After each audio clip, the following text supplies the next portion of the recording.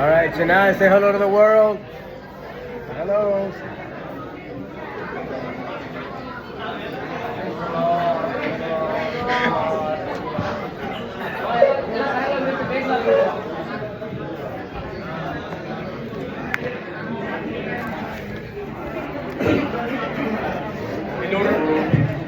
In order to bring forth fruit, you must be balanced also between your theology and the relationship with God.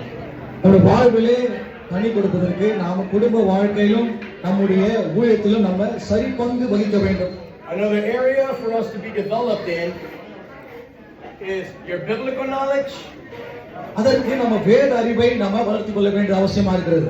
which is the word of God, தேவனுடைய வார்த்தை, and also your intimate relationship with God, தேவனோடு உங்களுக்கு இருக்கிறதான அந்த நெருங்கிய உறவு, which is your spiritual life. அது உங்க ஆவிக்குரிய வாழ்வு. See, in Christianity, கிறிஸ்தவத்திலே stubborn Christians have tried to separate these two.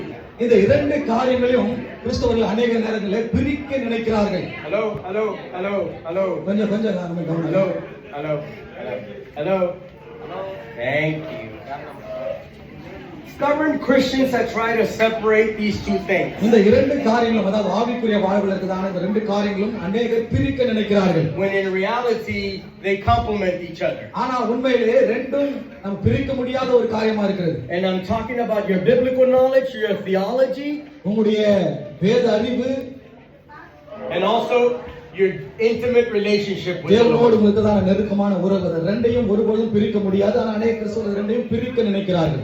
The design of God is that you have harmony. தேவன் முன்குறித்து வைத்த நம்முடைய வாழ்க்கையிலே ஒற்றுமை, ஒருமனம். Between what you know about His Word அவரை குறித்து உங்களுக்கு என்ன தெரியுமோ and your personal relationship with this God. அது பிறகு அந்த தேவனோடு உங்களுக்கு இருக்கிறதான அந்த உறவு.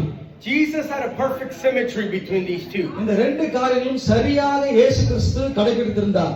Sister, tell her that I'm not here. Tell her that I'm not available. Tell her. Phone பேசுறவங்க Tell her that I'm not available. பாருங்க, போன் பேசுங்க, ஐயா பேசுங்க. Tell her that I'll call him back. Tell him I'll call him அப்புறம் back. Phone பண்றேன்னு சொல்றாரு. So Jesus gave us a perfect example. இயேசு கிறிஸ்து நமக்கு சரியான உதாரணத்தை காண்பித்திருக்கிறார். Because Jesus quoted the scriptures in many times. ஏன்னா பல நேரங்களில் இயேசு கிறிஸ்து வேத வசனங்களை சொல்லி இருக்கிறார். But at the same time he lived a very deep devotional life with the Lord. அதே நேரத்துல தேவனோடு ஒரு ஆழமான உறவு கொண்டிருந்தவர் இயேசு கிறிஸ்து. வேத வசனங்களையும் சொன்னார் பல இடங்களிலே. அதே நேரத்துல தேவனுக்கு நல்ல ஒரு நெருக்கமான உறவை வைத்திருந்தார். Let's talk about both different sections separately. அந்த இரண்டு காரியங்களும் தனித்தனியாக இப்ப நாம் பார்க்க போகிறோம். See, the word of God, all of you know that gives us the answers to all the questions in life. நம்முடைய வாழ்க்கையில அநேக கேள்விகளுக்கு வேதத்திலிருந்து அநேக பதில்கள் நமக்கு கிடைக்கிறது. I don't have to convince you that the word of God is important. வேத வசனம் தேவனுடைய வார்த்தை மிகவும் முக்கியமானது என்பது நம்ம எல்லாருக்கும் அறிந்தது. The word of God would develop to you a mature faith in a rational way. வேத வசனம் நம்முடைய வாழ்க்கையிலே விசுவாசத்தையும் தேவனை குறித்த அறிவையும் நம்முடைய வாழ்க்கையிலே பெருக்குகிறதா இருக்கிறது. You would not be confused by other religions or by all kinds of manly opinions of Christianity. தேவனுடைய வசனத்தை நன்றாய் அறிந்த பிறகு மற்ற மதங்கள் இருக்கிற காரியங்களையும் மற்ற காரியம் வைத்து நாமே குழப்பிக் கொள்ள முடியாது. The word of God will confirm in a tangible way which areas of service you are to work on. நம்முடைய வாழ்க்கையில் நாம் எந்த பகுதியிலே நாம் செயல்பட வேண்டும், எதை நாம் மாற்றிக்கொள்ள வேண்டும் என்பதை வேத வசனம் வந்து தெளிவாய் கற்றுக் கொடுக்கிறதா இருக்கிறது. You will be able to have dialogue with people about salvation and the Great Commission. வேத வசனத்தை கற்றுக்கொண்ட பிறகு மற்ற மக்களோடு ரட்சிப்பை குறித்து வேத வசனங்களை காண்பித்து அவர்களுக்கு கற்றுத் தர முடியும். A dangers of not knowing the spirit the word. தேவனுடைய வார்த்தையை சரியாக அறிந்து கொள்ளாமல் இருக்கிறதற்கு வருகிற ஆபத்துகள் என்னவென்று சொன்னால், you will misinterpret the word according to your own opinion. வேத வசனங்களை சரியாய் நாம அறிந்து கொள்ளாத பட்சத்திலே வேத வசனம் நாம தவறாய் வியாக்கியானம் செய்து விடுகிறோம். And since you're establishing yourself in a way that you dishonor God by not knowing His word, வேத வசனத்தை நாம சரியா அறிந்து கொள்ளாத பொழுது நாம் தேவனை நம்ம வாழ்க்கையில சரியா கனப்படுத்தாமல் இருக்கிறோம் என்பதை அறிந்து கொள்ள வேண்டும். He will not allow you to grow. வேத வசனத்தை நாம சரியா அறிந்து கொள்ளாத பட்சத்திலே ஊழியத்தில் நாம வளர முடியாது. So ignorance in the word will hinder you from growth and from establishing yourself in strong faith. தேவனை குறித்த சரியான அறிவு இல்லாம இருக்கும்போது நம்முடைய ஊழியத்திலே நாம் வளரவும் முடியாது. நம்ம ஒரு சரியான எதிர்காலத்தை நம்ம தெரிந்து கொள்ளவும் முடியாது. Your interest in studying the Word of God is a tangible way, a physical way of worshiping Him. தேவவசனத்தை நீங்க எந்த அளவுக்கு ஆர்வமாய் படிக்கிறீர்களோ அது எதை காண்பிக்கிறது சொன்னால் நீங்க தேவனை ஆராதிக்க விருப்பமுள்ளவர் என்பதை காண்பிக்கிறது. Your interest in the Word of God and actually reading the Word of God is delight yourself in the Lord. நீங்க எந்த அளவுக்கு ஆர்வமாய் வேதவசனத்தை வாசிக்கிறீர்களோ அந்த அளவுக்கு நீங்க தேவனுடைய உறவிலே ஆர்வமாய் விருப்பமுள்ளவராய் இருக்கிறீர்கள் என்பது அர்த்தம். See, in the book of Ezekiel, one of the instructions that God gives to Ezekiel is, I want you to eat the Word of God. எசேக்கியேல் புத்தகத்திலே அந்த எசேக்கியேல் தீர்க்கதரிசிக்கு தேவன் சொன்ன வார்த்தை என்னுடைய வார்த்தையை சாப்பிடு என்று சொல்லுகிறார். உட்கொள் என்று சொல்லுகிறார். When you eat paper, it does not taste too good. Paper நம்ம சாப்பிட்டா அது ரொம்ப ஒரு சுவையா இருக்குமா? நிச்சயமா கிடையாது. Well, unless you're my son, because my son when he was 2 years old, he ate the book of Genesis in one of my Bibles. ஆனா என்னுடைய பையன் அப்படி கிடையாது. அவன் பேப்பர் சாப்பிடுவான். பைபிள்ல இருக்கிற ஆதியாகம புத்தகத்தை ஃபுல்லா சாப்பிட்டான். I looked at my son and I said, man, he took it serious. அப்ப நான் பார்த்தேன் எசேக்கியேல் சொல்ல நீ கரெக்ட்டா கண்டுபிடிக்கிறேன்னு சொல்லி சொன்னேன். He ate the book of Genesis, but anyway. அப்ப அவர் வேதம் சாப்பிட்டாரு, நீ ஆதியாகம புத்தகத்தை சாப்பிட்ட. So the reason why God tells Ezekiel to eat the Word of God is because it's uncomfortable. இப்போ வேதவசனத்தை நீ உட்கொள்ளு என்று சொல்லி தேவன் எசேக்கியேலுக்கு சொன்னதின் ரகசியம் என்ன சொன்னா அது ஒரு கடினமான ஒரு காரியம். That's the message behind that you are to sacrifice yourself and study and sacrifice until you actually make it a part of you and you can delight on it. அப்ப என்ன வேதவசனத்தை உட்கொள்ளுன்னு சொல்லும்போது என்ன சொல்ல வருகிறார்? நீ வேதவசனத்தை வாசிக்க தியானிக்க நீ பல தியாகங்கள் செய்ய வேண்டும், சில காரியங்களை விட்டு கொடுக்க வேண்டும் என்பதை அங்க காண்பிக்கிறார். I got mad at one friend of mine the other day because he told me, I don't study in your Bible college because, man, I'm going to tell you the truth, I just don't like to read. ஒரு நண்பரோட பேசிக்கொண்டு அவர் சொன்ன ஒரு காரியம், உங்க Bible college படிக்க எனக்கு விருப்பமே இல்லை அப்படின்னு சொன்னார். ஏன் சொன்னா வேதவசனத்தை ஆழமாய் வாசிக்க எனக்கு விருப்பம் இல்லைன்னு ஓபனா சொல்லிட்டார். And I told him, you think I like to read as well? Of course I don't like to read. It's 4 or 5 hours a day that I have to study. அப்ப நான் சொன்னேன், ஆமா வேதத்தை வாசிப்பது ரொம்ப கஷ்டம் தான். ஒரு நாள்ல 4-5 மணி நேரங்கள் வேதவசனம் வாசிப்பது என்பது சாதாரண காரியம் அல்ல, அது சுலபமானது அல்லன்னு சொன்னேன். Studying the Word of God is an act of worship. ஆனா வேதவசனத்தை வாசிப்பது, வேதத்தை வாசிப்பது தேவனை ஆராதிப்பது என்பது. And the Word of God you put inside of you, your daily decisions start reflecting in the word that you put inside of you. எந்த அளவுக்கு நீங்க வேதவசனத்தை வாசித்து தியானிக்கிறீர்களோ அந்த அளவுக்கு உங்களுடைய வாழ்க்கையிலே சரியான முடிவை எடுக்க முடியும். Every Jewish community, by the age of 12, the child has to know the law. ஒவ்வொரு யூத கலாச்சாரத்திலே யூத குடும்பத்திலே 12 வயசுல எல்லா பிள்ளைகளுக்கும் தோரா அந்த நியாய பிரமாணத்தை நன்றாய் அறிந்திருக்க வேண்டும், அது அவசியம். And it's not the 10 commandments that we have. They have 113. நம்ம 613. நம்ம வைத்திருக்கிற 10 கட்டளைகள் கிடையாது, 613 கட்டளைகளை அவர்கள் நன்றாய் அறிந்திருக்க வேண்டும். 365 positive commandments. 365 ஒரு நல்ல ஒரு பாசிட்டிவான நியாயப்பிரமாணம் சட்டதிட்டங்கள். 248 negative commandments. 248 நெகட்டிவா இருக்கக்கூடிய நியாயப்பிரமாணம். You add 365 plus 248. 365 248 ரெண்டையும் கூட்டினால் you have 613. 613 வருகிறது.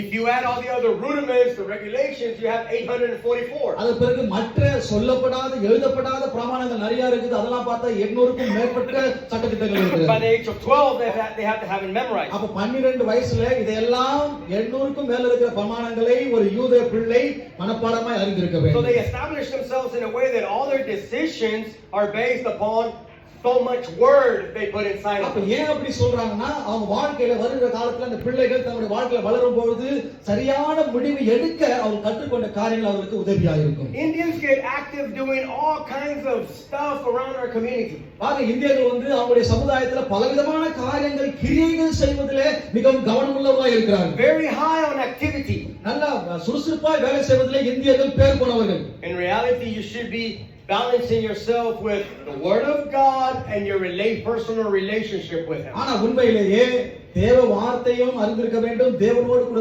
உறவிலையும் வளர்ந்திருக்க வேண்டும். அதற்கு பிறகுதான் மற்ற காரியங்களை கவனம் செலுத்தணும். If you get strong at both of those things and make them a symmetry, make them a mate, இந்த ரெண்டு காரியங்களை சரியாய் நம்ம சம அளவுபடுத்தி நம்ம வளருவோம் என்று சொன்னால் வேதம் வாசிப்பதையும் அவருடைய உறவில் வளர்வதும் நமக்கு சரியான அளவில் இருக்கும் என்று சொன்னால் the Lord will see that really you are willing to worship Him through sacrifice. அப்பொழுது தேவன் அறிந்து கொள்வார் நீ உண்மையாகவே அவரை ஆராதிக்கிறாய் என்று சொல்லி. Everybody wants the big titles and the big activity. எல்லாருக்குமே நிறைய காரியங்கள் செய்யணும், நிறைய சாதிக்க வேண்டும் என்று சொல்லி விருப்பம் இருக்கிறது. Then you will be doctor, apostle, reverend.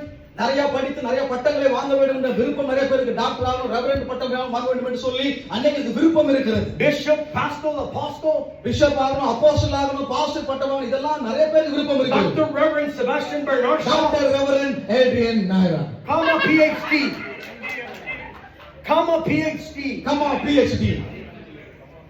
But you need, and the Bible really calls you to be strong on the Word of God, your relationship with God. அப்ப வேதம் நமக்கு என்ன கற்றுக் கொடுக்கிறது? வேத அறிவிலையும் வளர வேண்டும், தேவனுடைய உறவிலையும் வளர வேண்டும், சரி பங்காய் இருக்க வேண்டும். So then the Jewish community, they grew up to make their financial decisions and their family decisions according to so much word they put inside of them. யூத கலாச்சாரத்திலே அவங்க வாழ்க்கையில வளரும் பொழுது எதிர்காலத்திலே பொருளாதார காரியங்கள் மற்றும் எல்லா காரியத்திலும் முடிவெடுக்கும் பொழுது அவர்கள் கற்று மனப்பாடம் செய்து வைத்திருக்கிற தேவனுடைய வசனம் ஏற்ற நேரத்தில் அவர்களுக்கு உதவி செய்கிறதா இருக்கு. And that's why they are owners of little companies like, for example, Pepsi Cola is Jewish.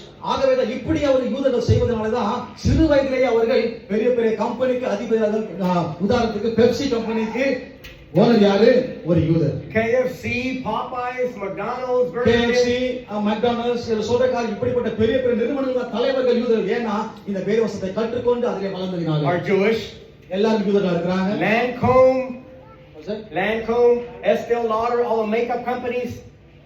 All the makeup companies, cosmetics companies. அப்ப அநேக பயன்படுத்துற மேக்கப் பொருட்கள் அப்படிப்பட்ட சாதனங்களுக்கெல்லாம் ஓனர் யார் சொன்னா யூதர்கள் தான். are Jewish. எல்லாரும் யூதர்கள். Levi Strauss and Sons, Levi Strauss, the and the ladies company, அந்த ஓனர் யூதர் தான். The reason why they're called Levi is because Levi, the tribe of Levi. யார் லீவைஸ் போட்டுனா அந்த லேவி கோத்திரத்துல வந்தவங்க தான் ஓனரா இருக்காங்க. அதனால அதுக்கு பேர் Levi. All because they put the word of God inside of them. தேவனுடைய வார்த்தைக்குள்ள போட்டதனாலே அவர்கள் முதலாளிகள் கையில் கட்டவே நல்லா இருக்கும். So their decisions are based on so much word inside of them. அப்ப அவங்க எடுக்கிற முடிவுக்கெல்லாம் அவங்க கற்றுக்கொண்ட வளர்ந்த வசனங்கள் தான் காரணம். See, when you learn the word of God, you go from information to revelation. நீங்க தேவனுடைய வார்த்தையை நீங்க அதுல வளர தகவல்களிலிருந்து இருந்து வெளிப்பாடுகளுக்கு நம்ம வளருகிறோம். You go from letter to holiness. பாருங்க, வசனத்திலிருந்து நம்ம பரிசுத்தத்துக்கு நேராய் பயணிக்கிறோம். You go from reality to something that you reflect. அப்ப உண்மையிலிருந்து நாம என்னவாக ஆக போகிறோமோ அப்படியே இந்த வசனமே மாற்றுகிறது. Theory to experience.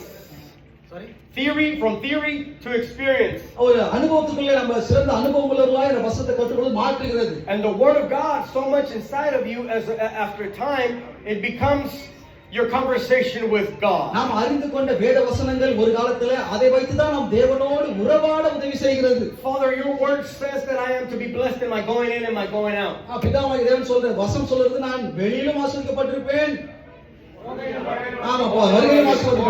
Father, your word says that everything my hands touch shall be blessed. பிதாவே, உம்முடைய வார்த்தை சொல்லுது நான் தொடுவதெல்லாம் வாய்க்கும் என்று சொல்லி உம்முடைய வசனம் சொல்லுகிறது. Father, your word says that my ears are designed by you to hear your voice. பிதாவே, தேவனுடைய வசனம் சொல்லுது இந்த செவிகள் உம்முடைய வசனத்தை கேட்பதற்காகவே உண்டாக்கப்படுகிறது என்று சொல்லி. Father, your word says that my eyes are designed to be your wonders, to see your wonders. உம்முடைய வசனம் சொல்லுது என்னுடைய கண்கள் உம்முடைய ஆச்சரியமானவைகளை காண்பதற்காகவே உண்டாக்கப்படுகிறது என்று சொல்லி. Father, Genesis 2:7, your word says that your the breath of life. ஆதியாகமம் 2:7 வசனம் சொல்லுது நீ உம்முடைய ஜீவ சுவாசத்தை நாசிலே ஊது என்று சொல்லப்பட்டிருக்கிறது. So if I have breath and I have your life inside ஆண்டவரே, எனக்குள்ள சுவாசம் இருக்கு என்று சொல் உம்முடைய ஜீவன் எனக்குள்ள இருக்கிறது. Your word says that I have the mind of Christ. ஆண்டவர் வார்த்தை சொல்லுகிறது கிறிஸ்துவின் சிந்தை எனக்கு உண்டாயிற்று என்று சொல்லி உம்முடைய வசனம் சொல்லுகிறது. Your thoughts are my thoughts and my thoughts are your thoughts. உம்முடைய சிந்தனை என்னுடைய சிந்தனை, உம்முடைய எண்ணம் என்னுடைய எண்ணமாய் இருக்கிறது. Your word says உம்முடைய வார்த்தை சொல்லுகிறது that my mouth is to speak your about your wonders. ஆண்டவர் என்னுடைய நாவு உம்முடைய ஆச்சரியமான அதிசயங்களை பேசட்டும் என்று சொல்லப்பட்டிருக்கிறது. Like that soldier that stood in front of Jesus. Like that soldier that stood in front of Jesus. இயேசு கிறிஸ்து முன்பதாக நின்ற அந்த ஒரு வீரன், Jesus, you don't have to go to my house. Jesus, அந்த நூற்றுக்கதை சொன்ன ஆண்டவர், நீ எங்க வீட்டுக்குள்ள வர வேண்டாம் ஆண்டவரே. You're a man of authority, I'm a man of authority. நீ அதிகாரம் உள்ளவரா இருக்கிறீர், நானும் அதிகாரத்துல இருக்கிறவன். If you just say the word, my son will be healed. நீங்க ஒரு வார்த்தை சொன்னா போதும் என்னுடைய மகன் சுத்தமாவான். That man knew the word. அந்த மனுஷனுக்கு வசனம் தெரிந்திருந்தது. When you know the word of God, it becomes your conversation, your dynamic conversation with வேத God. வசனத்தை நீங்க நன்றாய் கற்றுக்கும் பொழுது அதுவே நீங்க தேவனோடு நடத்துகிற உரையாடலாய் மாறி So விடுகிறது. the written letter recovers life. அப்ப எழுதப்பட்ட வார்த்தை ஜீவனாய் மாறுகிறது.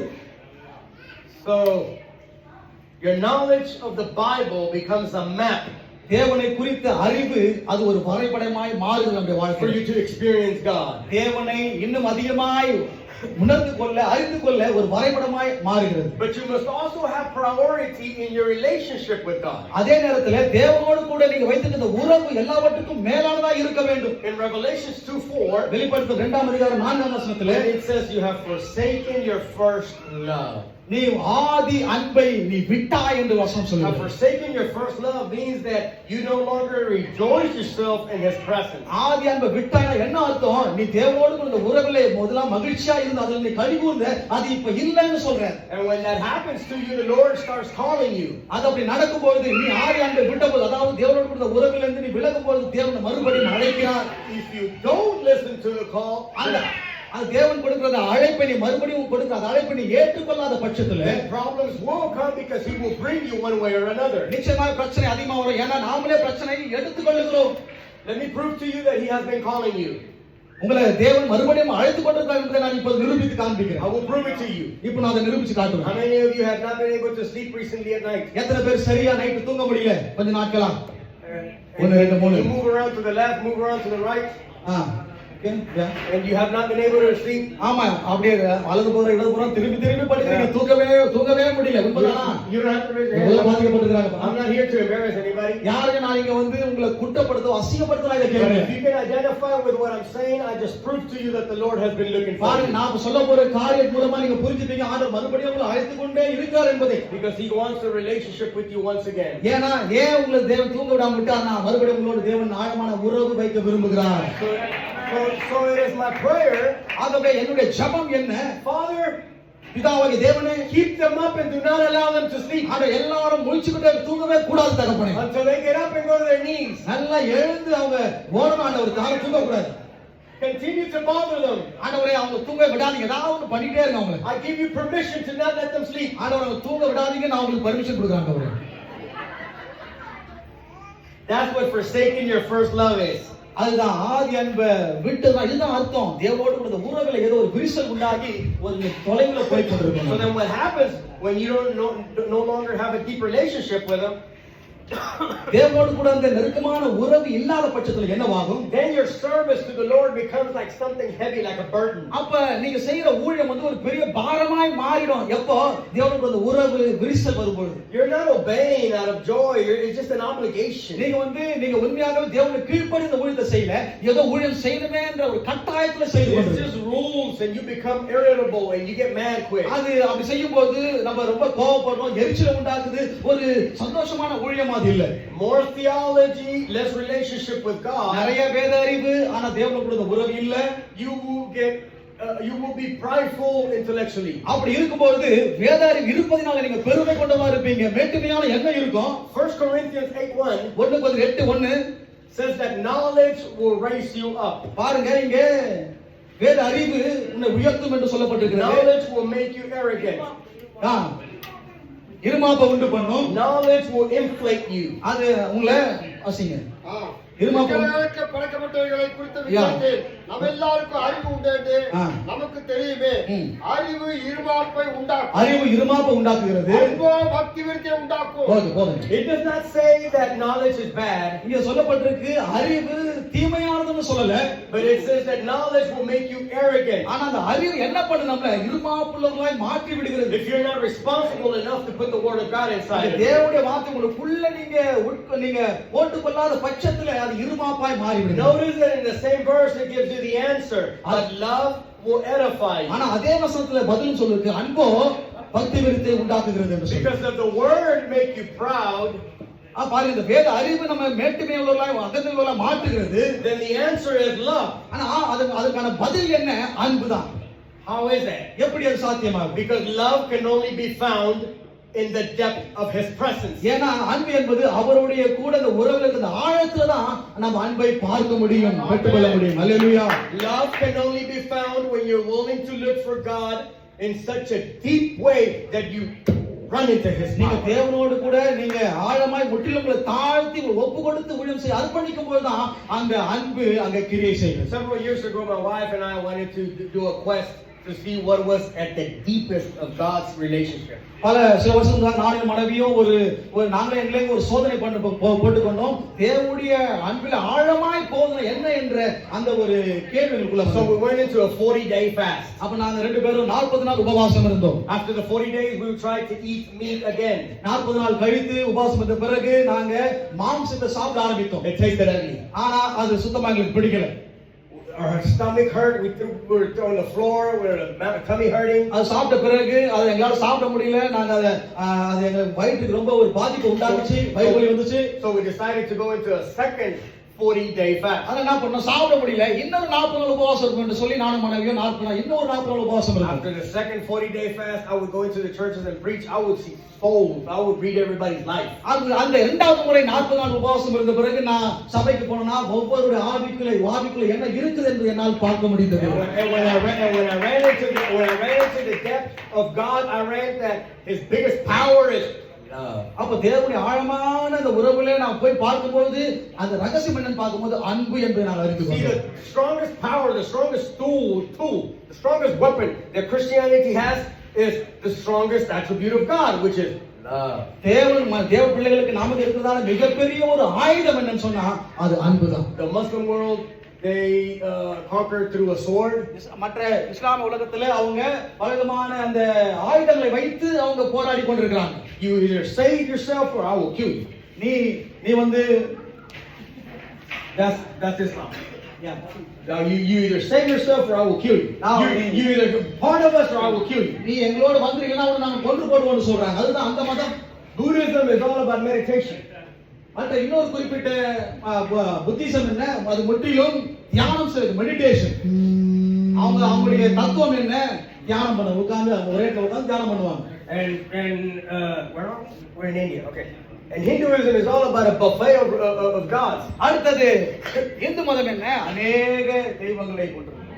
But Christianity is about the strongest weapon is love. ஆனா கிறிஸ்துவத்திலே இருக்குதான மிகப்பெரிய வலிமையான ஆயுதம் என்னன்னு சொன்னால் அன்பு. So then in the scripture that we just read, if the knowledge raises you or makes you arrogant, இப்ப இந்த நம்ம வாசித்த வசனத்திலே வேத வசனம் நம்ம அறிவு என்ன பண்ணுது, இருமாப்பை உண்டாக்குகிறது. but love will fix it. Love will edify. ஆனா அன்பு அதை சரி செய்கிறது, இருமாப்பை சரி செய்கிறது அன்பு. ஏன்னா அது பக்தி விருத்தியை உண்டாக்குகிறது. And love is going into that deep relationship. அந்த அன்பு என்பது இன்னும் ஆழமான உறவுக்குள்ளே நம்மை கொண்டு போய் விடுகிறது. See, if you only have word and you do not have relationship, இப்ப நீங்க தேவ அறிவு மாத்திரம் இருந்து தேவனோடு கூட உறவு இல்லாத பட்சத்துல you will wear yourself out physically. அப்ப நீங்க சரீர பிரகாரமாக மிகவும் பாதிக்கப்படுவீர்கள். And it's called ministry burnout. அது பேர் தான் என்னது, ஊழியத்தின் நிமித்தமாய் உண்டாகிற பாதிப்பு. You're active doing all orphanages and rehabilitation centers and hospitals and chaplaincy, and you're active in the villages, and you're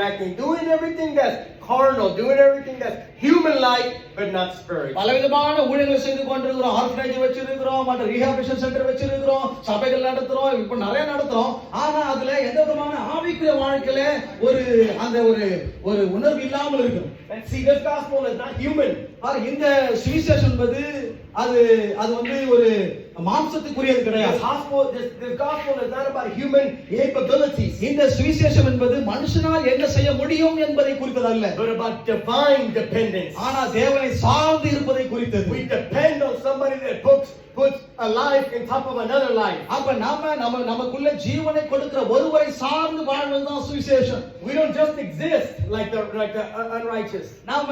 நம்ம மற்ற துன்மார்க்கரை போல நம்ம சாதாரண வாழ்க்கை இங்க வாழல. We have a life that's put in top of another life. நம்ம வாழ்க்கை வாழ நமக்குள்ள ஜீவன் உண்டாகி இருக்கிறது. You have this life and then you have a spiritual life that gets put in top of that, and that other spiritual life is eternal. அப்ப இந்த வாழ்க்கை மீது ஆவிக்குரிய வாழ்க்கை உண்டாகுது, அதற்கு மேல நித்திய ஜீவன் என்பது உண்டாயிருக்கு. That's why Christianity is the only religion ஆகவேதான் கிறிஸ்தவம் என்கிற ஒரே மதம் தான் where you can see where you are going while you are living here on earth. அங்கதான் பாருங்க நம்ம இந்த மதத்துல மாத்திரம் தான் நம்ம போகிறோம் ஆனாலும் அது போறதுக்கு முன்னதாக இங்க வாழ்ந்து கொண்டிருக்கிறோம் ஆனாலும் நித்தியத்துக்குள்ள போவோம். You can get a preview of heaven while you're still here on இந்த earth. பூமியில வாழும்போதே நம்ம போற இடத்தை குறித்த வெளிச்சம் நமக்கு பூமியிலேயே உண்டாயிருக்கிறது. Without a deeper relationship with God, all you will be is just an organized pastor. தேவனோடு கூட அந்த ஆழமான உறவு இல்லாத பட்சத்துல நாம சரியான ஊழியக்காரரா இருக்க முடியாது. ஒரு ஆர்கனைஸா இல்லாம நாம இருக்கிறோம். Yes, it's important for you to get organized. பாருங்க உண்மையாகவே நம்ம எல்லாவற்றையும் சரி செய்து ஊழியம் செய்ய வேண்டியது ஒரு ஒழுங்கிலே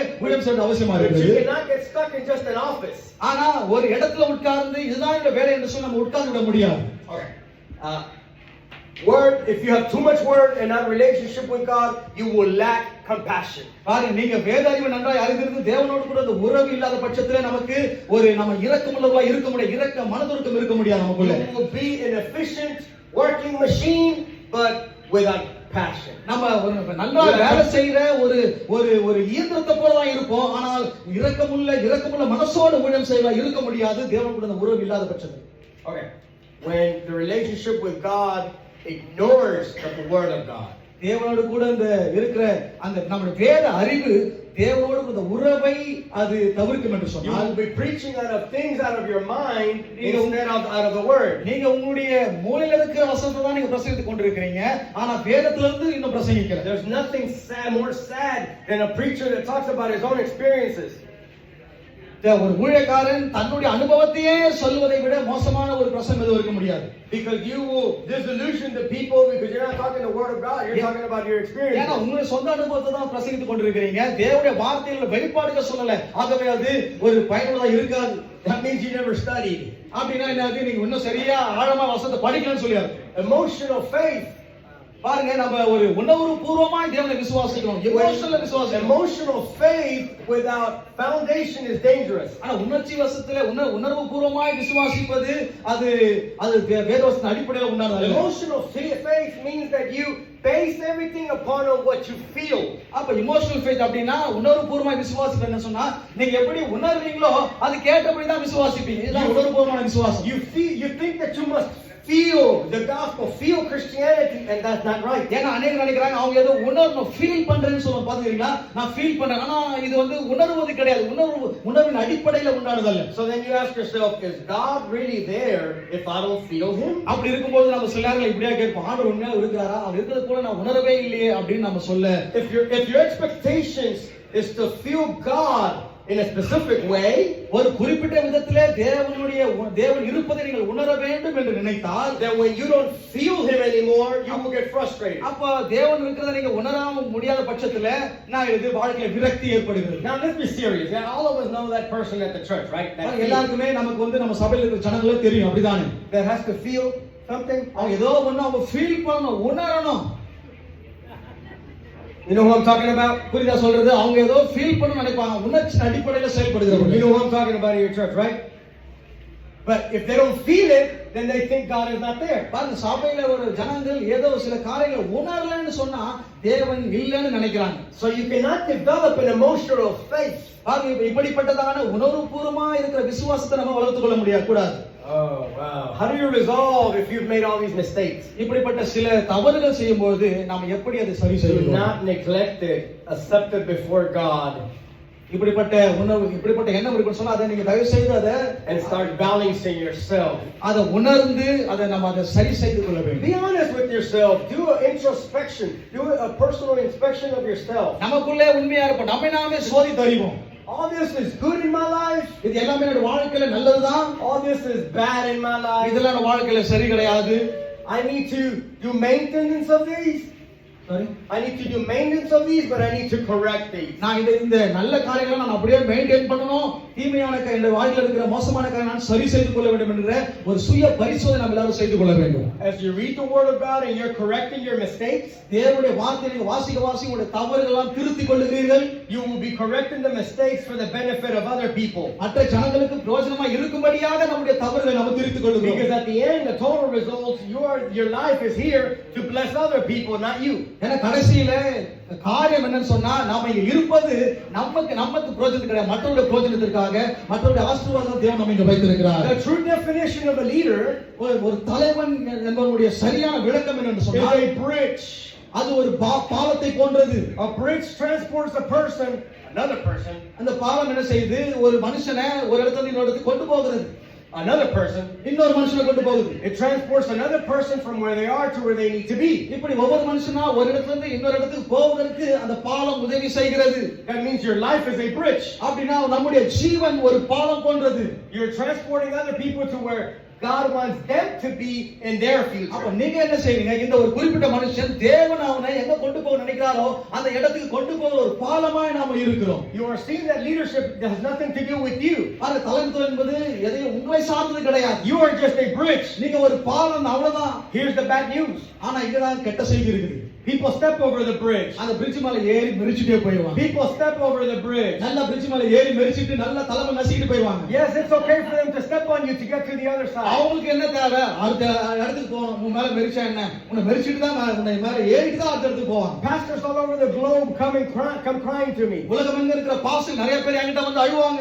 Adrian, they stepped over me. மேலே ஏறி போயிட்டாங்க.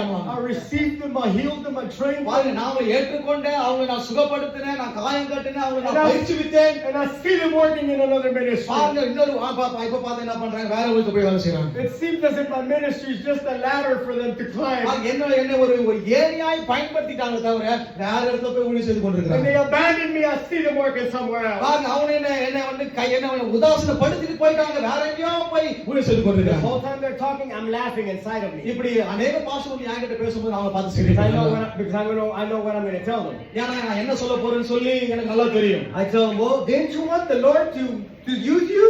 நான் சொல்றேன், தேவன் அவங்களுக்காக தேவனை பயன்படுத்தணும்னு நீ பயன்படுத்துறது நல்லது இல்லையான்னு கேட்பேன். He's using you. தேவன் உன்னை பயன்படுத்துகிறார் அவங்களுக்காக. You're a bridge. நீ ஒரு பாலம் போன்றவன். They're stepping over you. அவன் கண்டிப்பா மேல ஏறி தான் போவாங்க. Get happy. சந்தோஷமாயிரு. அவங்க மேல ஏறி போனது சந்தோஷப்படுன்னு சொல்லி சொல்றேன்.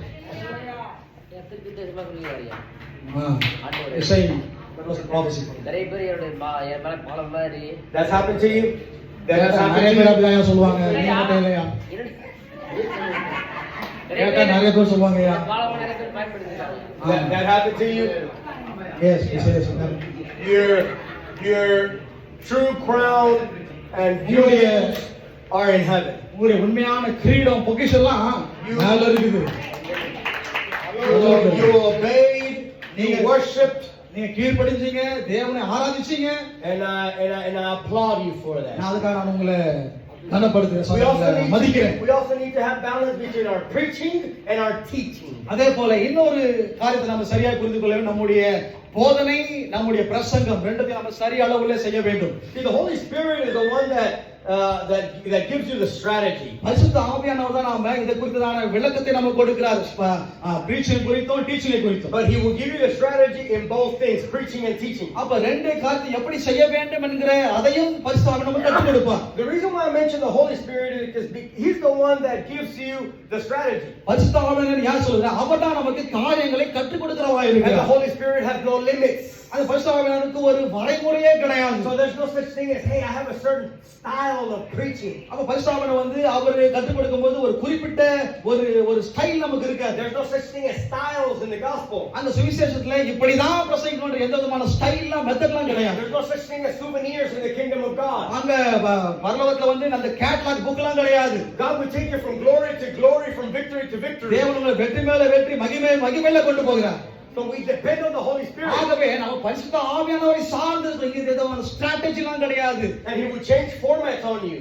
அவ பரிசுத்த ஆவியானவர் சில திட்டங்களை மாற்றக்கூடியவர் கிடையாது. ஒரு வழியிலே பயணிக்கிறவர் கிடையாது. A mother has 2 children, a 3-year-old and a 13-year-old. ஒரு தாயாருக்கு 2 பிள்ளைகள், ஒரு 3 வயசு பிள்ளை ஒன்று, 13 வயசு பிள்ளை The ஒன்று. 3-year-old likes to eat soft food. அந்த 3 வயது பிள்ளைக்கு ஒரு சாஃப்டான மிருதுவான உணவை சாப்பிட The பிடிக்கும். 13-year-old has more diverse tastes. ஆனா இந்த 13 வயது பிள்ளைக்கு பலவிதமான காரியங்களை சுவைப்பதிலே ஆர்வம். We notice that they have differences of needs and differences of feeding needs. பாருங்க, 2 பேருக்கும் 2 விதமான தேவை இருக்குது. இவங்களுக்கு ஒரு மாதிரி தேவை, இந்த 13 வயசுக்கு ஒரு விதமான தேவை. 1 Peter 2:2 1 பேதுரு 2:2 it tells you that you would need to preach to the mature in the faith.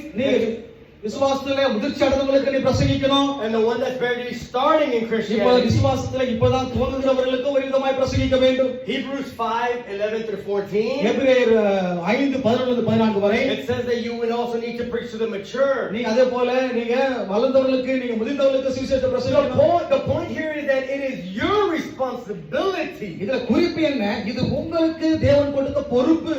You know how to preach to both the mature and immature. அப்ப வளர்ந்தவர்களுக்கும் இன்னும் முதிர்ச்சி அடையாதவர்களுக்கும் எப்படிப்பட்டதான வசனத்தை பிரசங்கிக்க வேண்டும் என்று சொல்லி அதனுடைய பேலன்ஸ் நம்ம கற்றுக்கொள்ள வேண்டும். Then all of a sudden we don't know why they want to leave the church. திடீர்னு சில பேர் சபையை விட்டு வெளியேற போறாங்க. It's because your sheep are unfed. ஏன்னா அந்த ஆடுக்கு சரியான உணவு கிடைக்காத பட்சத்திலே அந்த சபையை விட்டு வெளியேறுகிறது. Then all of a sudden we wonder why they don't want to be to come to our teaching, to our preaching. திடீர்னு நம்ம யோசிக்கிறோம், ஏன் நம்ம செய்தியை நமக்கு வார்த்தை கேட்காமல் இந்த விசுவாசி இந்த ஆடு ஏன் வேற இடத்துக்கு போயிட்டு சொல்லி நம்ம யோசிக்கிறோம். Because you were not willing to balance yourself in your preaching and your teaching. ஏன்னா நீங்க உங்களுடைய பிரசங்கத்திற்கும் உங்களுடைய போதனைக்கும் சரியான அளவு கொடுக்காதனால அந்த ஆடு சரியான உணவு தேவை என்று சொல்லி வேற இடத்துக்கு போயிடுச்சு. They don't come to church because they lack the connection with their leader. பாருங்க, இவங்க சபைக்கு வராதது காரணம் அந்த தலைவரோட அந்த தொடர்பு துண்டிக்கப்பட்டதனால கிடையாது. Because you don't preach about the crisis of life. ஏன்னா என்ன பிரச்சனைனா நம்ம வாழ்க்கையில் ஏற்படுற பிரச்சனைகளை குறித்து நம்ம பிரசங்கிப்பது கிடையாது. The daily hardships that they may be going through, you don't preach about those things. அவர்கள் வாழ்க்கையில பட்டுக்கொண்டு அவங்க கடந்து போகிற கஷ்டங்களை குறித்து நாம சரியா பிரசங்கிப்பது கிடையாது. They hear you preaching only about your opinions. அவங்க என்ன கேக்குறாங்கன்னா உங்களுடைய ஒப்பீனியன் தான் அவங்க பிரசங்கமாய் கேட்டுக்கொண்டிருக்கிறாங்க. They hear you preaching about topics instead of the word of God. பாருங்க, பலவிதமான தலைப்புகளை தான் அவங்க செய்தியா கேட்டுக்கொண்டிருக்கிறாங்க, தேவனுடைய வார்த்தை அல்ல. So I want to take 5 minutes to teach you how to preach. நான் ஒரு 5 நிமிஷம் நாங்க எப்படி நீங்க பிரசங்கிக்க வேண்டும்ங்கறது 5 நிமிஷத்துல கற்றுக்கொள்ள போகிறேன். எழுதிக் கொள்ளலாம். Number 1. முதலாவது, the scripture is the authority. வேத வசனம் தான் அதிகாரம் உடையது. You're going to grab a scripture and you're going to study just that one verse. ஒரு வசனத்தை எடுத்து அதை சரியாய் வாசித்து and explain that one verse. அந்த ஒரு வசனத்தை நன்றாய் விளக்கி சொல்ல வேண்டும். That verse or that paragraph or that chapter is your authority. அந்த வசனம், அந்த அதிகாரம், அந்த பின்னணி தான் உங்களுக்கு கொடுக்கப்பட்டதான அதிகாரம். I don't know how you would translate this to Tamil, but don't dilute it, don't water it down with your own opinion. Yes, அந்த வசனத்தை உங்களுடைய சொந்த கருத்துக்களை போட்டு அது அப்படியே நீங்க திரிச்சு சொல்ல கூடாது. Because it's not about you, it's about the authority that scripture wants to say. பாருங்க, நீங்க என்ன சொல்றீங்கன்றது கிடையாது, இந்த வசனம் என்ன சொல்ல விரும்புகிறது என்பதுதான் அங்க முக்கியமான கருத்தா இருக்கிறது. Number 2, இரண்டாவது காரியம், the context of the history. அந்த வசனத்தினுடைய சரித்திர பின்னணி. What was the passage originally intended for? அந்த வசனம் யாருக்காக எழுதப்பட்டது, அதனுடைய பின்னணி, சரியான பின்னணி என்பதை புரிந்து கொள்ள வேண்டும். Purpose of the author. அதன் பிறகு அந்த எழுதின அந்த ஆசிரியருடைய நோக்கம் என்ன இந்த வசனத்தை குறித்து. How does that scripture fit in with the rest of the book? அந்த வேத பகுதி, அந்த வசனம் மற்ற புத்தகங்களோடு எப்படி அந்த அதிகாரத்தை மற்ற அதிகாரங்களோடு எப்படி சம்பந்தப்பட்டிருக்கிறது என்பதை பார்க்க வேண்டும். I preached about 2 Corinthians chapter 10 the other day. 2 கொரிந்தியர் 10ஆம் அதிகாரத்தை நான் சில நாட்கள் முன்னதாக பிரசங்கித்தேன். And I was talking about the authority that God gave to the Corinthians. அப்ப கொரிந்து சபை விசுவாசிகளுக்கு தேவன் கொடுத்த அதிகாரத்தை குறித்து பிரசங்கித்தேன். Because they were a very rich and very arrogant community. ஏன்னா எல்லாரும் அவங்க நல்ல வசதியானவர்கள், ஆனாலும் இருமாப்புள்ள ஜனங்களாய் இருந்தார்கள். And I talked about how rich Corinthians were and their sinful nature and their prostitutions. அந்த கொரிந்து சபை விசுவாசிகள் நல்ல ஐஸ்வர்யவான்களா இருந்தார்கள், ஆனா அதே நேரத்துல பாவ வாழ்க்கை வாழ்ந்தார்கள், விபச்சாரம் கூட செய்தார்கள். But they were the most problematic people for Paul. பவுலுக்கு மிகவும் அடிக்கடி ரொம்ப பிரச்சனை கொடுக்கிற ஜனங்களா இந்த கொரிந்து சபை மக்கள் இருந்தாங்க. I was preaching in a very rich church. நான் ஒரு நல்ல ஒரு பணக்கார சபையில தான் இந்த பிரசங்கத்தை போய் செய்து கொண்டிருந்தேன். So in the first 3 minutes I had everybody's attention. அப்ப நான் இத சொல்லும்போது முதல் 3 நிமிஷம் எல்லாரும் என்னையே அப்படியே ஆன் பார்த்துட்டு இருந்தாங்க. I'm not talking about my own opinion, I'm talking about the history of the text. நான் என்னுடைய சொந்த கருத்துக்களை சொல்லல, இந்த வசனத்துடைய பின்னணி, சரித்திர பின்னணி தான் நான் சொல்லிக் கொண்டிருந்தேன். All right, number 3. மூன்றாவது காரியம், then you start breaking down the words of that scripture. அடுத்த வசனத்தில் இருக்கிற ஒவ்வொரு வார்த்தையும் நம்ம பிரித்து பார்க்க வேண்டும். There will be key words in there that will give you principal ideas. அந்த வசனத்துல சில முக்கியமான திறவுகோல் வசனங்கள் இருக்கும், சில முக்கியமான கோட்பாடுகள் இருக்கும். What is it that the author is trying to reveal in that scripture? அந்த வசனத்தின் மூலமாய் அந்த ஆசிரியர் என்ன காரியத்தை வெளிப்படுத்த விரும்புகிறார்? Once again I repeat, without diluting it with your opinion or your life experience. மறுபடியும் அதை நான் சொல்றேன், உங்களுடைய சொந்த கருத்தை கூட்டி சேர்த்து அந்த வசனத்தை மாட்டி விடாதபடிக்கு ஜாக்கிரதையா இருக்க வேண்டும். And then after that you can finish your sermon with explaining some practical applications. அது பிறகு உங்க செய்தி எப்படி முடிக்கணும், நீங்க பிராக்டிகலா எப்படி உங்க வாழ்க்கையில அதை நடைமுறைப்படுத்த முடியும் என்பதை நீங்க ஜனங்களுக்கு கற்றுக் கொடுக்க வேண்டும். How that scripture could solve some issues in Christianity in the Christian. அந்த கிறிஸ்தவ வாழ்க்கையில இருக்கிறதான சில பிரச்சனைகளுக்கு எப்படி இந்த வசனத்தின் மூலமாய் தீர்வு காண முடியும் என்பதை நாம ஜனங்களுக்கு கற்றுக் கொடுக்க வேண்டும். Without diluting it with your opinion or உங்களுடைய சொந்த கருத்தை சொல்லி அந்த வசனத்தில் இருக்கிற காரியங்களை மாற்றி விடாதபடி. I went to a graduation. I went to a graduation in Indiana recently where there was a lot of smart people. சமீபத்துல நான் ஒரு இந்தியானா என்கிற அந்த மாகாணத்துல ஒரு கிராஜுவேஷன் போயிருந்தேன். And I prepared a sermon that was very eloquent, very fancy. நல்ல ஒரு அருமையான ஒரு கவர்ச்சிகரமான ஒரு செய்தியை தயாரிச்சு கொண்டு போனேன். And when I got there, the Holy Spirit told me, I want you to talk about Noah's Ark. நான் போன உடனே ஆவியானவர் சொல்றாரு, நீ நோவாவின் பேழையை குறித்து இங்க பிரசங்கிக்கணும்னு சொல்லி ஆவியானவர். No, I prepared a very fancy sermon. நான் சொன்ன ஆண்டவர், அப்படிலாம் முடியாது, எவ்வளவு அழகான அருமையான ஒரு பிரசங்கத்தை செய்து நான் தயார் பண்ணி கொண்டு வந்திருக்கேன். And he told me preach about Noah's Ark. ஆனா அவன் சொல்ல, இல்ல நோவாவின் பேழையை குறித்து இங்க பிரசங்கம் பண்ணுன்னு சொன்னேன். Okay, I'll be obedient. சரி, நான் கீழ்ப்படிக்கிறேன். So I was doing all kinds of elephant. அப்ப நான் பண்ணேன், அந்த நோவா பேழையை பிரசங்கனாலே யானையை போல நான் செஞ்சு காட்டினேன். And the tiger. அது பிறகு புலியை போல உருமி காட்டினேன். And the monkey. குரங்கு போல ஆடி காட்டினேன். And I preached about Noah's Ark. அப்ப அதை முடிஞ்சு போச்சு, நோவா பேழையை குறித்து பிரசங்கிச்சிட்டேன். I just told them the story. நான் ஒரு கதை தான் சொன்னேன். And the window on the top. அங்க மேல அந்த பேழைக்குள்ள இருந்த ஒரு ஜன்னல், fresh air would come in. அந்த ஜன்னல் வழியா நல்ல தென்றல் வீசும். And I look at the students. அது பிறகு அங்க இருந்த மாணவர்களை பார்த்தேன். And all of them are crying. எல்லாரும் அழுகுறாங்க, தலையை சொரிஞ்சுக்கிறாங்க. I don't know what the Holy Spirit is doing. அப்ப அவங்க எனக்கு தெரியல, பரிசுத்தாவிங்க என்ன செய்ய விரும்புறாரு. All I'm doing is just preaching Bible. நான் என்ன பேசுறேன், வேத வசனத்தை பிரசங்கித்துக் கொண்டிருந்தேன். And after the graduation, அந்த பட்டமளிப்பு முடிந்த பிறகு a lady comes up to me and she crying and she tells me, ஒரு பெண்மணி வந்து என்கிட்ட அழுது கொண்டே சில காரியங்களை சொன்னாங்க. Pastor, you don't know how much you spoke to me. Pastor, நீங்க என்ன, உங்களுக்கு தெரியுமா, நீங்க இன்னைக்கு என்கிட்ட தான் பேசிருக்கீங்க. I really don't know. All I did was just play monkey. நான் சொன்னேன், நான் எதுவுமே பண்ணல, குரங்கு தான் செஞ்சு காட்டினேன் அப்படின்னு. What happened there? ஆனா அங்க என்ன, நான் குரங்கு மாதிரி செஞ்சு காட்டினேன். ஆனா அங்க என்ன நடந்தது? You preach Bible. வசனத்தை தான் நான் பிரசங்கிச்சேன். Very important for me to teach you to preach. அது ரொம்ப முக்கியம். வேத வசனத்தை பிரசங்கிப்பது, போதிப்பது ரொம்ப அவசியம். Amen. ஏன்னா வேற எதுவும் சொல்லாமல், சொந்த கருத்துக்களை சேர்க்காமல், அதை திரித்து அதை பெருசுபடுத்தி சொல்லாமல் வசனத்தையே பிரசங்கித்ததுனால அங்க ஒரு பெரிய ஒரு மாற்றம் வந்தது. Amen. Amen. So we're talking about scripture of equilibrium of message, sermon, preaching, and the gospel, right? ஆமாம், பிரசங்கிப்பது குறிப்பதும் பிரசங்கத்தையும் போதகத்தையும் குறித்து ஒரு நேரம் பார்த்தோம். Just find the balance between work and rest. அடுத்த பிறகு இன்னும் ரெண்டு முக்கியமான காரியத்தை பார்க்கிறோம். வேலை கிரியை குறித்தும் அங்க நம்ம இளைப்பாறுதல் குறித்து பார்க்க போறோம். Matthew 11:28. மத்தேயு 11:28. Jesus offers a solution of burnout. இங்க நம்ம எல்லாரும் சோர்வடைந்து போன ஜனங்களுக்கு தேவன் ஒரு சொல்யூஷனை ஒரு தீர்வை கொடுக்கிறார். Come to me all that are worked and overworked. வருத்தப்பட்டு பாரம் சுமக்கிறவர்களே, நீங்கள் எல்லாரும் எடுத்து வாருங்கள். நான் உங்களுக்கு இளைப்பாறுதல் தருவேன். நான் சாந்தமும் மனத்தாழ்மையுமாய் இருக்கிறேன். என் நுகத்தை உங்களை ஏற்றுக்கொண்டு என்னிடத்தில் கற்றுக்கொள்ளுங்கள், அப்பொழுது உங்கள் ஆத்துமாக்களுக்கு இளைப்பாறுதல் கிடைக்கும். See, ministry is a very it will wear you out. ஊழியம் என்பது சில நேரங்களில் நம்ம மிகவும் நம்ம சோர்வடைந்து போக வைக்கிறது ஊழியம். Christian ministry would demand a lot of labor out of you. கிறிஸ்தவ ஊழியத்திலே நாம பலவிதமான பாடுகளை, அதாவது சரீர பிரகாரமாக நாம பல பாடுகளை அனுபவிக்க வேண்டியிருக்கிறது. So it's easy for you to get burnt out. ஆகவே நம்ம சோர்ந்து போவது, களைப்படைவது ஒரு சாதாரண காரியமா இருக்குது ஊழியத்துல. In reality, you will get burnt out not due to the expectations of others. நீங்க அந்த நம்ம சோர்ந்து போவது காரணம் என்ன?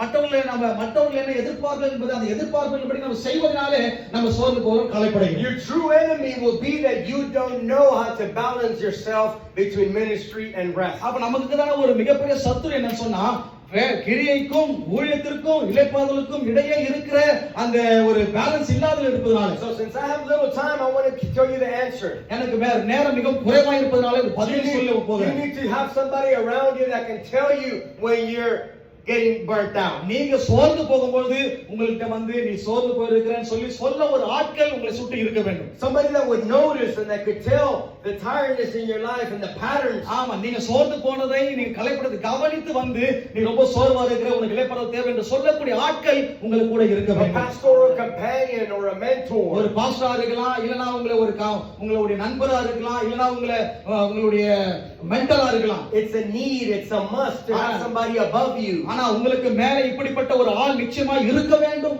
It's healthy to have somebody to give you advice. உங்களுக்கு ஆலோசனை கொடுக்க சில பேர் இருந்துதான் ஆகணும். அது ரொம்ப முக்கியம். Somebody that knows when you are changing attitude. நீங்க உங்களுடைய சுபாவம் மாறுகிறதையே வந்து உங்களுக்கு சுட்டி காட்ட ஒருவர் தேவை.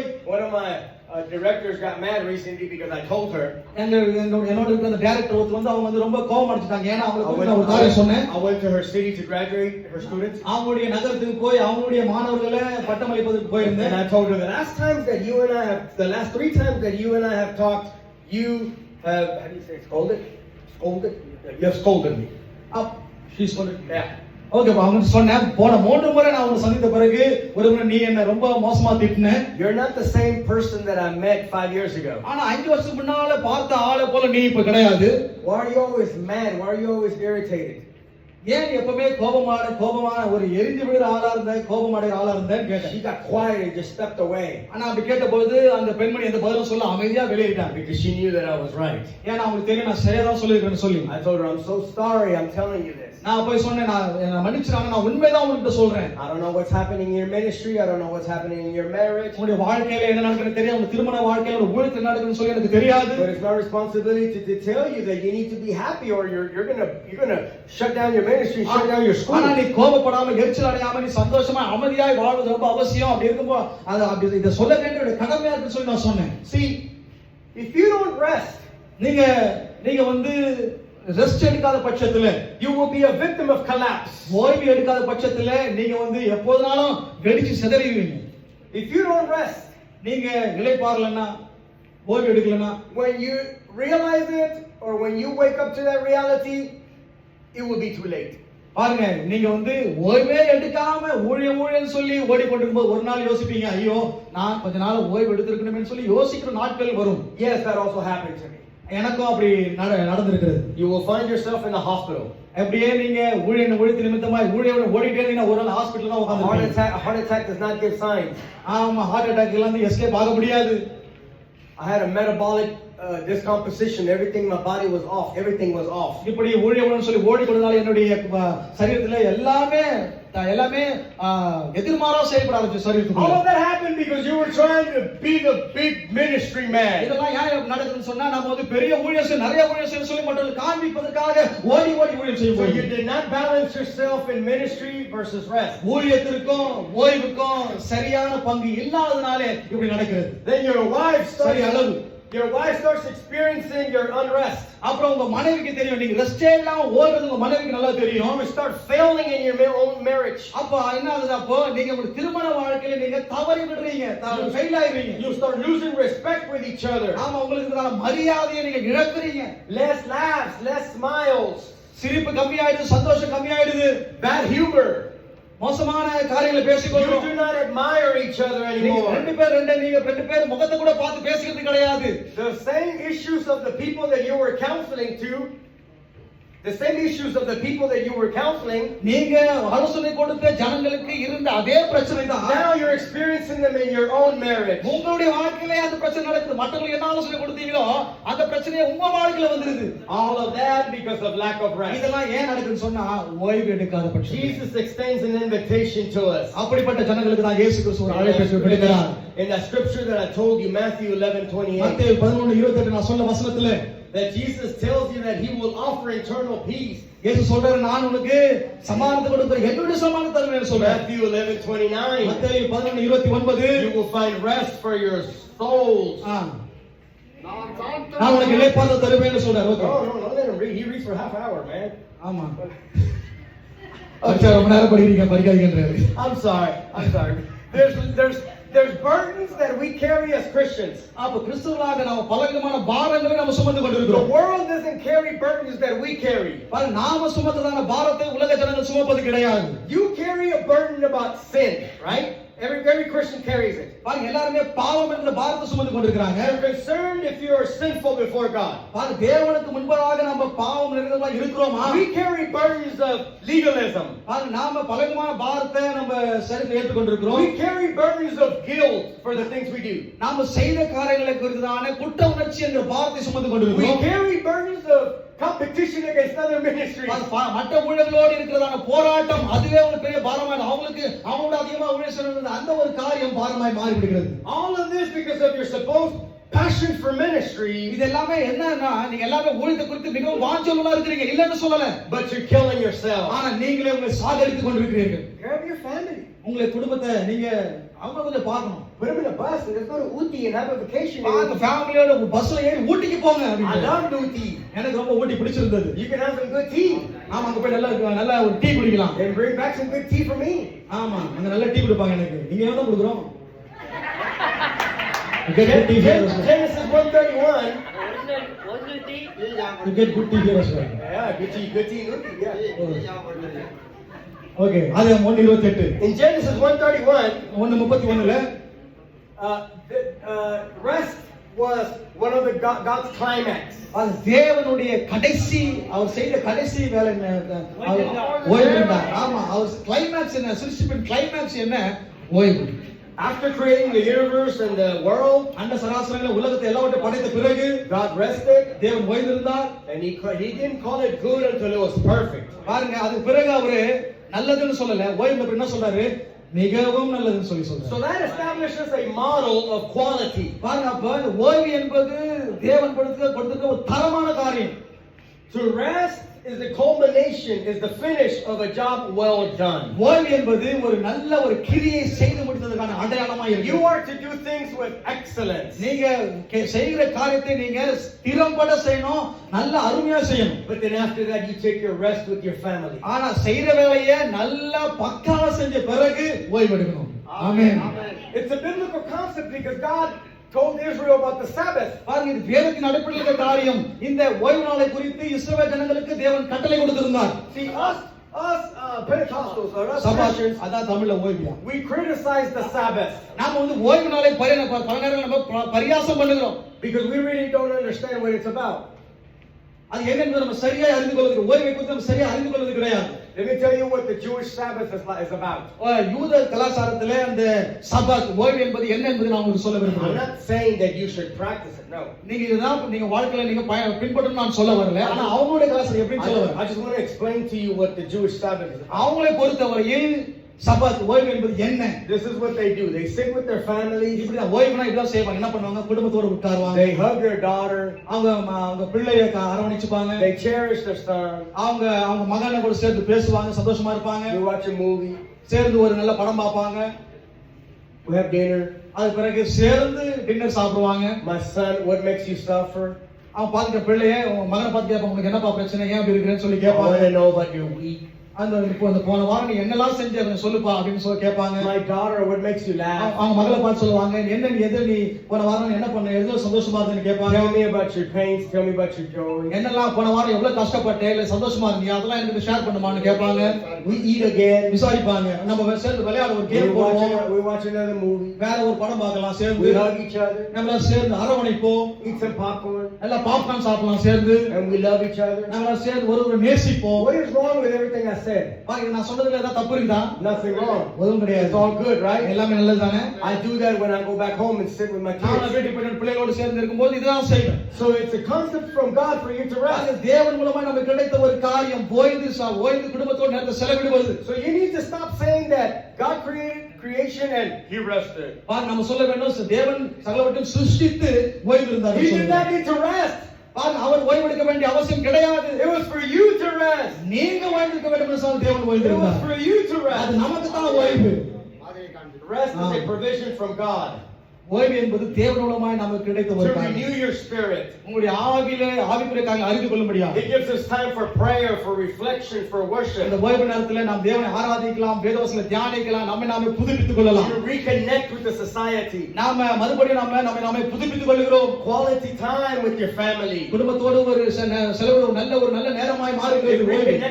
reconnects us with those people we love. நாம அதிகமாக நேசிக்கிற ஜனங்களோடு நாம மறுபடியும் ஒரு நேரத்தை செலவிட அந்த ஓய்வு நமக்கு உதவி செய்கிறது. Rest is a reminder that we depend on God. ஓய்வு என்பது நாம் தேவனை சார்ந்து இருக்கிறோம் என்பதற்கு அடையாளமாய் That இருக்கிறது. we depend on a power that's superior to us. நமக்கு மேலே ஒரு அதிகாரம் இருக்கிறது, நமக்கு மேலே ஒரு இருக்கிறார் என்பதை நம்ம அவருக்கு அடிபணிந்து இருப்பதை ஓய்வு It காண்பிக்கிறது. reminds us that we can renew our strength நாம நம்முடைய பலனை நாம புதுப்பித்துக் கொள்ள முடியும் என்பதை ஓய்வு நமக்கு because காண்பிக்கிறது. our strengths belong to Him. ஏன்னா நம்முடைய பலன் அவரை சார்ந்து இருக்கிறது. Because our bodies belong to ஏன்னா Him. நம்முடைய சரீரங்கள் அவருடைய சொந்தமாய் இருக்கிறது.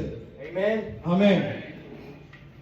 Cannot be addicted to work, நாம வேலை செய்வதிலே அடிமைகளா இருக்க முடியாது. even if it's ministry work, அது ஊழிய வேலையா இருந்தாலும் சரி, அதற்கு அடிமையாய் ஆகிவிடக் கூடாது. because then you will create an idol. ஏன்னா அப்போதான் நம்ம என்ன பண்றோம், நம்ம ஒரு விக்கிரகத்தை உண்டாக்கி விடுகிறோம். An idol of yourself.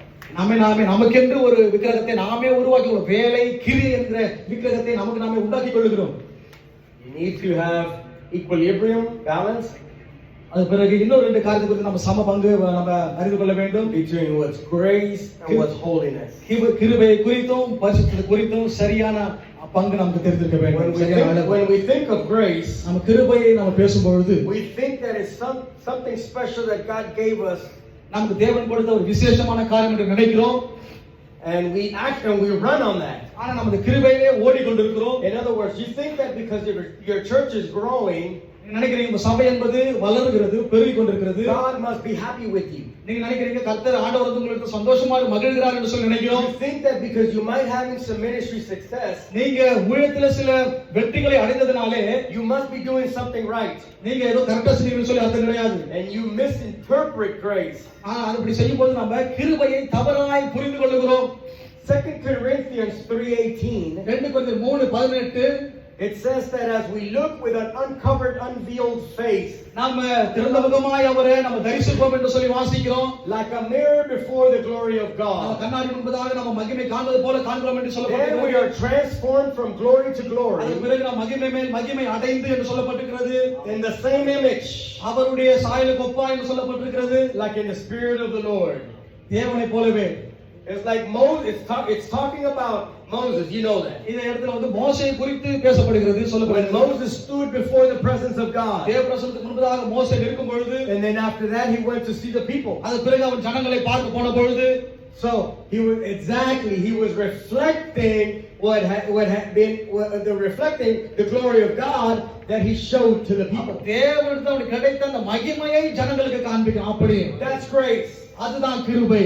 So you have to be in his presence in order to reflect more and more grace. அப்ப நாம கிருபையை அதிகமாய் நம்ம பிரதிபலிக்க தேவனுடைய பிரசன்னத்தில் நாம் அதிகமாய் இருக்க வேண்டியது அவசியமாய் இருக்கிறது. You would be properly balanced நீங்க இந்த ரெண்டு காரியங்களும் சரியான அளவுல இருப்பீங்க when you allow to be transformed நீங்க மறுரூபமாக்கப்பட நீங்க விட்டு கொடுக்கும் பொழுது, to a point that you reflect God's glory. நீங்க தேவனுடைய மகிமையை பிரதிபலிக்கிற அளவுக்கு நம்ம மறுரூபமாக்கப்படுகிறோம். What are you reflecting? நீங்க என்ன காரியத்தை பிரதிபலித்துக் கொண்டிருக்கிறீங்க? Or who are you reflecting? ஆனா யாரை பிரதிபலித்துக் கொண்டிருக்கிறீங்க? See, let me tell you something ஒரு first. காரியத்தை சொல்லணும் அதுக்கு முன்னதாக. In America, it's a very lustful country. America என்பது மிகவும் இச்சைக்குரிய ஒரு நாடாக இருக்கிறது. My country, Mexico, is even worse. என்னுடைய நகரம் மெக்சிகோ என்ற பட்டணம் ரொம்ப மோசம். I don't consider myself a handsome man. நான் பாருங்க, நான் ஒரு ரொம்ப அழகான ஆளு நான் நினைக்கல. I'm short, fat, dark, and ugly. நான் கொஞ்சம் ஹைட் கம்மி, ஆனா குண்டா இருக்கிறேன். அந்த அளவுக்கு நான் ஒரு ஆணழகன் என்று சொல்ல முடியாது. என்ன? Yeah, I am. உண்மைதான். But everywhere I go in America or in Mexico, ஆனா நான் அமெரிக்கால மெக்சிகோல போகும்போது there's always some girl looking at me at a mall or something. எப்பயாவது கண்டிப்பா எங்கயாவது ஏதாவது ஒரு பொண்ணு என்ன பார்த்துட்டே இருக்கும். அப்படி பார்க்கணும். வரைக்கும் பார்க்கணும். Somebody looking at me really funny. அப்ப ரொம்ப மோசமா என்னையே பார்த்துட்டு இருப்பாங்க. And my flesh wants to be prideful about it. என்ன பண்ணுவாங்க, என்னப்பா பரவாயில்ல என்னோட பொண்ணு பாருங்கப்பா அப்படி கொஞ்சம் ஒரு கெத்து வருது, காலத்தை தூக்குது. But then comes comes the Holy Spirit all of a sudden. அந்த நேரத்துல பரிசுத்த ஆவியானவர் டக்குனு வந்துறாரு. And he tells me, hey, hey, hey, hey, hey, hey. Don't forget that it is my grace that she sees. ஏய் பாருடா கிருபை இருக்குது மறந்துடாதன்றாரு. Don't forget that it is my grace that she sees in you. என்னுடைய கிருபையை தான் உனக்குள்ள பார்க்கறான்னு சொல்லி You are nothing without that grace. அந்த கிருபையில நீ ஒண்ணுமே கிடையாதுன்னு சொல்லி ஆவியானவர் சொன்னார். So don't misinterpret grace. அதனால கிருபையை தவறாய் நம்ம மதிப்பிட You முடியாது. need to have a balance between grace கிருபைக்கும் and personal holiness. பரிசுத்தத்துக்கும் சரியான அந்த அளவு நம்ம தெரிந்திருக்க வேண்டும். பேலன்ஸ். 5 minutes I finish. 5 நிமிஷத்துல முடிச்சிரேன். Let's talk about holiness. அதன் பிறகு பரிசுத்தம் Holiness is that deep connection பரிசுத்தம் என்பது ஒரு ஆழமான தொடர்பு that must be in the character of the minister. அது ஒரு ஊழியக்காரனுக்கு இருக்க வேண்டிய ஒரு குணாதிசயம். For you to have effectiveness, for you to have success in ministry. ஊழியத்திலே வளர்ச்சி அடைய வெற்றி பெறுவதற்கு நமக்கு தேவையானது பரிசுத்தம் என்கிற ஆழமான உறவு. Yes, I am saying that without holiness you would not have success. Yes, பரிசுத்தம் இல்லாமல் ஒருவனும் ஊழியத்திலே ஜெயிக்க முடியாது, வளர முடியாது, வெற்றி பெற முடியாது. You are a channel, you are a bridge, you are not the fountain of holiness. நீங்க ஒரு பாலமா இருக்கிறீங்க. நீங்க ஆவியான பரிசுத்த வாழ்க்கை வாழ ஒரு பாலமா இருக்கிறீங்க. It is through your personal holiness that people will be able to receive grace. உங்களுடைய தனிப்பட்ட பரிசுத்தத்தின் மூலமாய் தான் ஜனங்கள் கிருபையை பெற்றுக் கொள்கிறார்கள். You will be able to transmit power.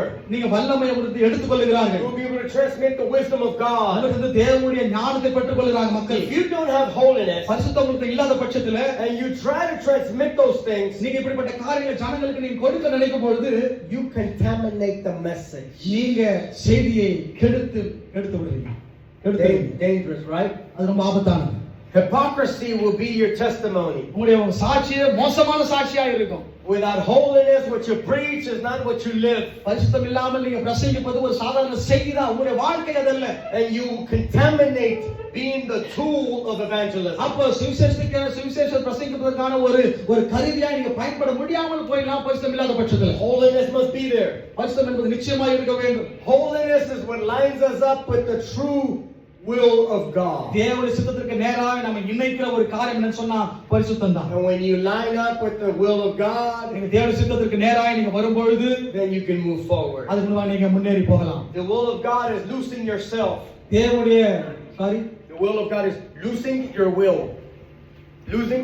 நம்முடைய தேவனுடைய சித்தம் என்ன? நம்முடைய சித்தத்தை விட்டு கொடுப்பதுதான். Your will is the only thing that belongs to you. நம்முடைய தேவனுடைய சித்தம் தான் நமக்கு கொடுக்கப்பட்டிருக்கிறது.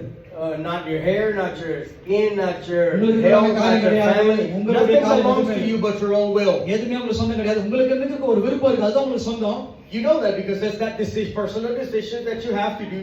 ஆமா, நமக்கு ஒரு விருப்பம் இருக்குது. நாம அந்த விருப்பத்தின் அடிப்படையில் நாம செயல்படுகிறோம். So your will is the only thing that belongs to you. அந்த நீங்க என்ன செய்ய நினைக்கிறீங்க, அந்த விருப்பம் தான் உங்களுக்கு சொந்தமான ஒரு காரியம். You let go of your will. ஆனா நீங்க விரும்புற காரியத்தை, உங்களுடைய விருப்பத்தை நீங்கள் விட்டு கொடுக்கும் பொழுது the Lord knows that you lost everything because that's the only thing that belongs to you. அப்ப தேவனுக்கு தெரியும் எல்லாவற்றையும் இழந்துட்டீங்க. ஏன்னா உங்க விருப்பத்தையே நீங்க விட்டு கொடுத்துட்டீங்க. அதனால நீங்க எல்லாவற்றையும் இழந்துட்டீங்க. So since you lost yourself, அப்ப நீங்க உங்களையே இழந்துட்டதுனால he grabs you, அவர் உங்களை எடுத்துக் கொள்கிறார், அட வைத்துக் கொள்கிறார், steals you, he உங்களுக்கு முத்திரை போடுறார். He puts the seal of his property in you. அப்ப உங்களுக்கு அவருடைய காரியங்களை உங்களுக்குள்ள அவர் சீல் பண்ணாரு. And he only blesses what belongs to him. அதுக்கு அவருக்கு என்ன சொந்தமா இருக்கோ அதை வைத்து நம்மை ஆசீர்வதிக்கிறார். Now I ask you, இப்போ நான் உங்களை பார்த்து ஒரு கேள்வி கேட்கிறேன். how much success are you having with your own will? உங்களுடைய விருப்பத்திலே நீங்க எவ்வளவு ரொம்ப நோக்கமுள்ளவரா இருக்கிறீங்க? Now you see that it's important for you to lose your ரொம்ப முக்கியம். நம்முடைய விருப்பத்தை விட்டு கொடுப்பது என்பது மிகவும் அவசியம். அப்பதான் தேவன் நம்மை எடுத்து பயன்படுத்திக் கொள்வார். your will in my life. ஆமா, தேவனுடைய சித்தம் நம்முடைய வாழ்க்கையில் நிறைவேறட்டும். Holiness protects you against pride. பரிசுத்தம் என்பது மேட்டிமையான எண்ணத்திலிருந்து உங்களை பாதுகாக்கிறது. Holiness is a shield.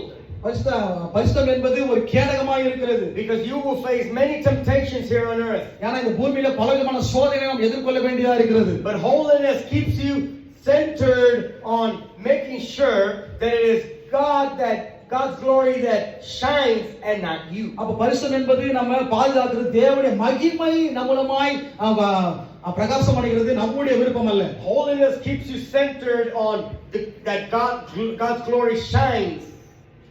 Sorry. Holiness makes sure that it is God's glory that shines.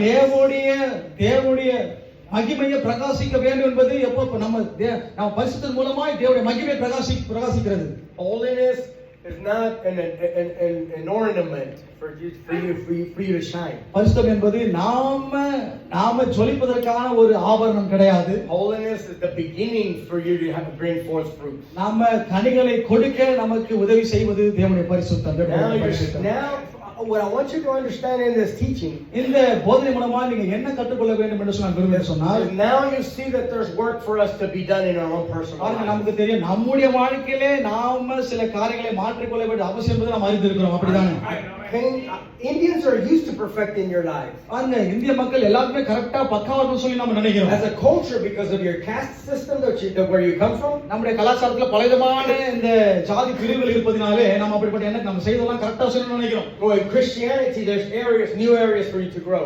கிறிஸ்தவ ஜீவிதத்துல நாம வளர வேண்டிய பலவிதமான areas இருக்கு. It's going to be recorded. I'll put it on YouTube, and I want you to look it up later on. Adrian Nahara, look up Dr. Adrian Nahara on YouTube, and I want you to continue to listen to these teachings on and on. பாருங்க, இந்த போதனைய தொடர்ச்சி நீங்க கேட்க விரும்பினா doctor Adrian நஹரான்னு சொல்லி நீங்க YouTubeல போடலாம்.